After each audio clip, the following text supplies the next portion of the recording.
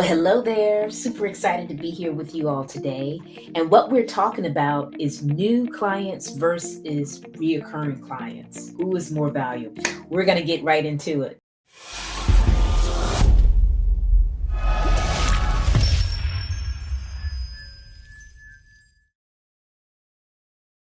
So let's talk about new clients versus repeat clients. A reason I'm bringing this up is here lately, I've been talking to a lot of people that want to grow and expand their business. Totally get that. And one of the things that they tell me in the fitting call is they want new customers. So I don't know. It's just, I've been doing a lot of market research here over the last couple of weeks, and this has just really been heavy on my heart. New versus old. I won't say old, I would say reoccurring clients. Which one is better, and what kind of percentages should you have? So, of course, as a new entrepreneur, if a new business owner is starting out, that is their sole way of making money is new clients. But as they continue to grow and expand their business, they're looking for ways to have more reoccurring clients so they can hopefully stabilize their income, because that's one of the things that people are doing. When you have three phases of business, you have people that are just starting out, you have people that are growing, but they haven't really stabilized their income. And then you have the folks that are scaling. And typically the position between starting and growing is that figuring out how you can have more repeat clients. And I was talking to an engineering firm last week, and they were sharing with me that they have been in business since 1902. Okay, that's a long time because this is 2025. But one of the things they were sharing with me is that they have a client that they've had since 1902. Can you imagine having a client for that long?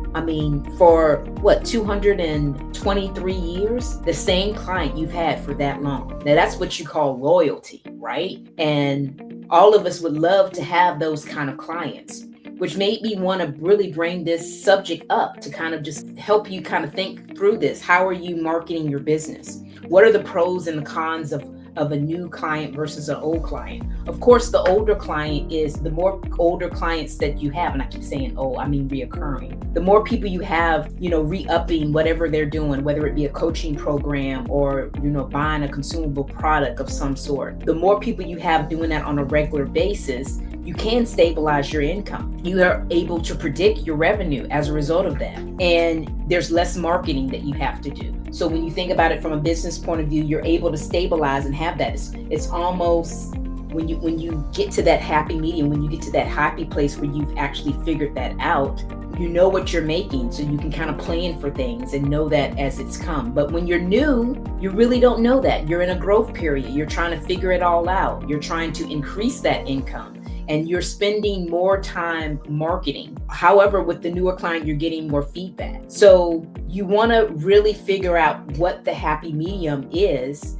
And just here lately, when I'm talking to these other companies, they're telling me that it's like an 80-20. It's like almost like a Pareto principle that they do. They have 80% reoccurring people coming in, and they have 20% new business. Now that is awesome to be able to have 80% of your revenue that you already know about, that's predictable, that you can figure that out, and then still be able to bring in the new. How can we do that? How can we continue to have those people in? One is, making sure that you're servicing your customers. You're giving them that customer service. You're providing that value for them over and over again. They feel special, and they feel like they're being seen, being heard, and understood, and that the product or service that you're providing is giving them the things that they need, and that you're expanding it over. You're going above and beyond to continuously provide that value. It's not the same value that they had when they first started with you. It's an evolutionary, that as you grow, the product is growing, the service is growing, and it's getting that much better. That you are doing that on an ongoing basis, that you're asking for feedback. If there's ways that you can improve your service, finding out ways that you could better serve them, to better understand what they need, to provide products and services that will continue to help them evolve in their business, in their life, whatever that may be. But you want to kind of think about that, because the only thing about having reoccurring, I guess the downside of having reoccurring customers is you can become very complacent, knowing that you got that money coming in. You could take them for granted. So you really want to make sure that you're really being of service to them, helping them feel valued and and that you're giving them now I won't say everything, but you're making it a point to evolve and making sure that they're getting what they need and how you can help them get to their next step, whatever that may be. So it's going to be a constant communication with them. You're not just kind of, hanging, you're not just selling them something and not providing some kind of service to them. You got to be checking in with them. It's a relationship. You guys are going to be dating on a regular basis. And I mean, it's like a marriage. I mean, for you to keep the marriage going and thriving, you got to still date. You still got to spend time with one another. You can't take each other for granted. It's the same type of thing when it comes to the reoccurring clients that you have in your business. And then when it comes to the new, with the reoccurring clients, if you're continuously to serving them and providing that excellent service, that with the newer clients, you're going to have to spend more time with marketing because you have built that know, like, and trust with the reoccurring client that you haven't necessarily built that with the new client, because they can buy from you one time and then be done. So you got to make sure that over time that you continuously provide that service and build that relationship with them and find out what they need and really determine how your product or your service is going to serve them. With the newer client, it is uncertainty and it is risk because they may buy from you one time and then be done. And then there's onboarding. You got to make sure that you're putting them in your system, in your nourishing system, to help them continuously get information from you, that you guys continue the lines of communication so you can build that relationship.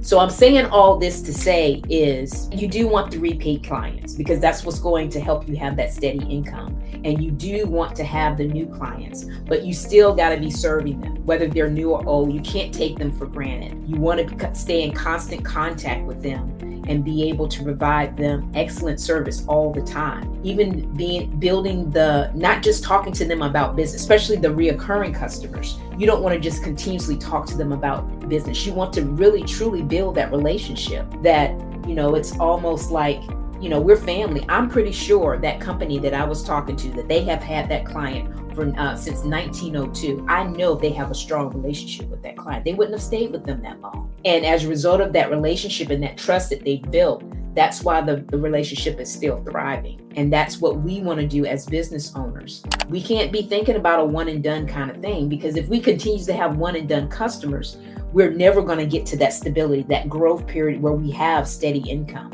We got to make sure that we're providing services that people are going to want to continue to do business with us, and keeping that line of communication open always. So I wanted to share that with you because that was really heavy on my heart. Granted, going after new clients are great, but making sure that you serve the ones you already got is even better. Because what's that going to do for you is not only going to give you a steady income, but then you're going to have many cheerleaders, or I'll call them super buyers, that are going to go around and tell people about you. So they will be your marketing for you. They'll be that word of mouth. They'll be sending you those referrals from people that are wanting services that you provide for them and telling their friends and family. They're really inner circle about you. So that's what we want to make sure that we're doing. Don't sleep on the reoccurring, and then make sure that you still got some new coming in, because you do need some fresh blood coming in to make sure that, you're still staying cut of edge and you're not getting comfortable. So I don't know who that's going to bless today. That was really heavy on my heart, but I wanted to share that with you. Work to get that 80-20, that Pareto type of income coming in. 80% of the folks being your repeat customers, while 20% is the new. Okay.